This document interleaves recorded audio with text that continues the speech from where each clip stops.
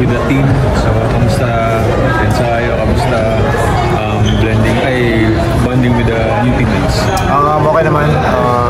Really enjoyed playing with them. Lalo na sa mga veterans like Kuya and Chris. I'm looking forward na mas makakilala pa sila. Sabi ni Coach Tim, parang na-expect ka niya na will significantly change yung ways ng Ginebra. Medyo big words for a rookie. Pero what can you say about that? Siguro para sa akin, compliment for as a rookie. Siguro tutuloy-tuloy ko lang po naman yung napakita ko sa practice, yung nilalaro ko, kung naman yung nakikita nila. So, syempre, hindi naman mawawala yung pressure, pero I'm really excited na mas makasama pa sila lahat.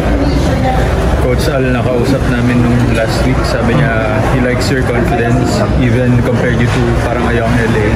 So even with Coach Al, high compliments din. Your thoughts on that, man? Actually, wala akong masabi kasi gusto ko lang naman talaga mag-basketball. Gusto ko lang galingan kung ano naman pwede kong improve everyday.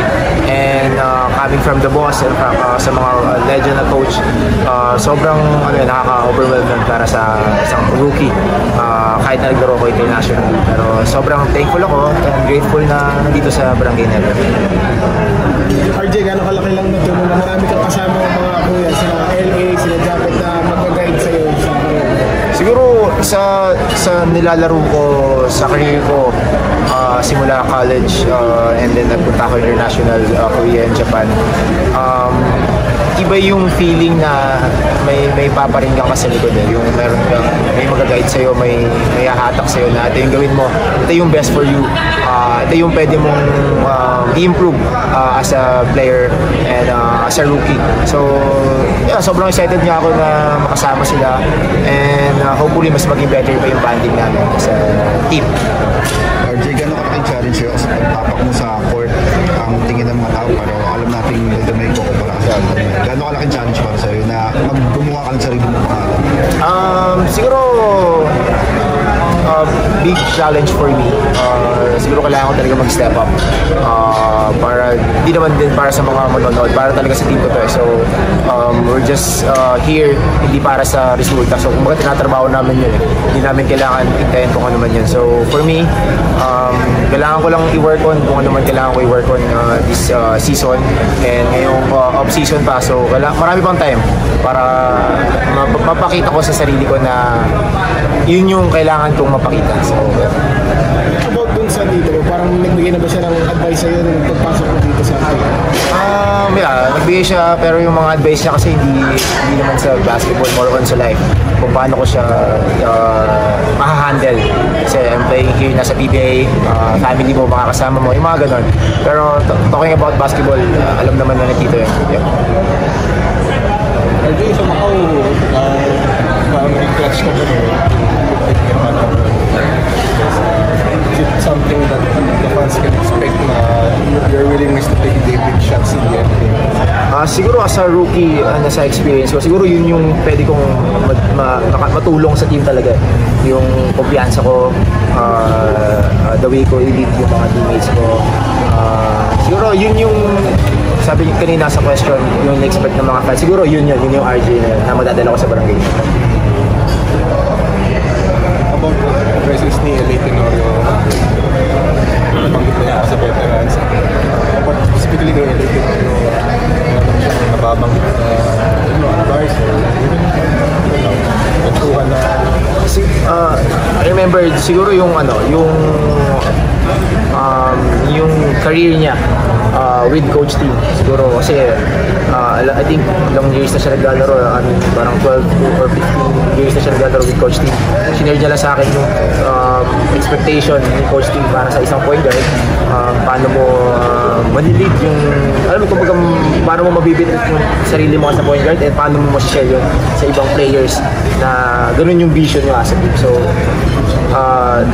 yun yung mga nakaka-overwhelm nga, sabi ko kanina, na makasama sila Kuya LA, especially Kuya LA na ilang years na naglalaro sa PBA and almost nakakalaban na ata ni Tito for a long year. So yun yung mga sobrang sarap sa feeling na makasama rin sila.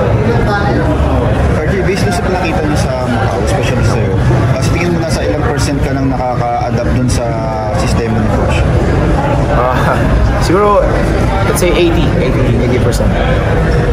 90. Ano ba yung mga kulang doon?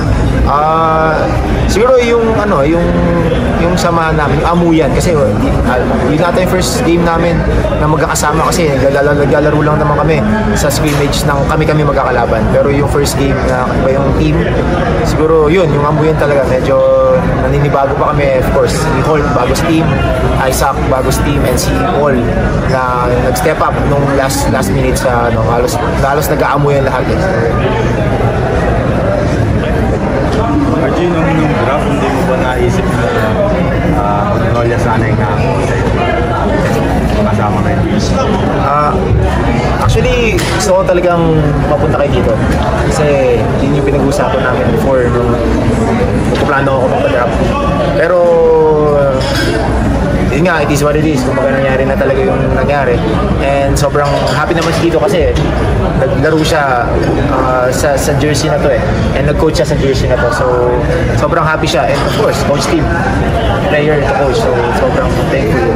Malayo na yung Yeah, para kumalayo ata sa draft natin. So, ang coach na tipo mo, I'm sure very close to gaano kalaki yung impact niya sa'yo as in bata ka ba? Nag-uusap na kayo? Siya ba nagturo sa'yo? Actually, hindi naman si Tito nagturo talaga ng basketball sa akin. So, lumaki talaga ako sa kalye, nag-basketball, nakapa. So, si Tito ginaguide niya ako nung after kong makita yung totoong basketball. Nung nagpunta na ako sa mga schools, doon, tinignan niya na ako na, okay, may potential yung pamangkin ko. So, ginaguide niya na ako padahan-dahan, pero hindi niya binibigay yung 100% kasi gusto niyang makita yung commitment ko as a player. So, yun, dahan-dahan, pinakita ko naman kay Tito. And hanggang ngayon, nandun siya. Nandito siya, advisor ko, tito ko, tatay ko. Kung ano naman pwedeng tawag sa kanya na lagi nag-guide sa akin. Growing up ba walang pressure na kasi Barrientos, MVP ng PBA? Actually, yung secret ko nga parang naglalaro ko ng basketball, naisip ko hindi ako Barrientos. Kasi mabigat talaga para sa akin. Mabigat yung apelido na yun. Of course, one of the greats, flying in. So, ganyan. Magaling ka dapat. Ito yung mga gano'n naman narinig mo palagi. Pero, sinabi nga nagkita sa akin, gawa ka ng sarili mong way, makikilala ka sa sarili mong way, huwag mo isipin kung ano yung napagdaanan ko before, ano man yung achievement na nakuha ko, yan ka si RJ, kaya ka nandito. So yun, very thankful ako sa mga ganong word, and hanggang international, dinadala ko yun, and hanggang bumalik ako sa Libe. Gusto naman yung biro mo sa kanya na 2 beses yun, parang hindi naman ako may napag-usapan niyo ba yun afterwards yung biro mo sa akin? Actually, nung sinundo niya ako sa airport kasi nung after nung sa strong group na, sinundo niya ako, tapos in-open up niya sa akin sa sasakyan na ganyan-ganyan. No? Sabi niya sa akin, sana yung TF ko kasi ako kumuha. Pero siyempre, kidding aside, yung mga tito na lang, joke lang. Ako kumuha ng ano mo, ako umakit sa stage mo, meron ako sa'yo ano. Pero, yeah, sobrang happy lang na nag-enjoy kami sa moment na gano'n.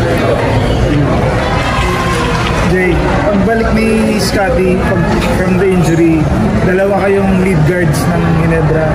Who should be the lead guard? Kuya Scotty, of course. Siguro mag-guide lang ako, and siguro pag pagod na si Kuya Scotty, kaka-rebound, siguro ako na manubala.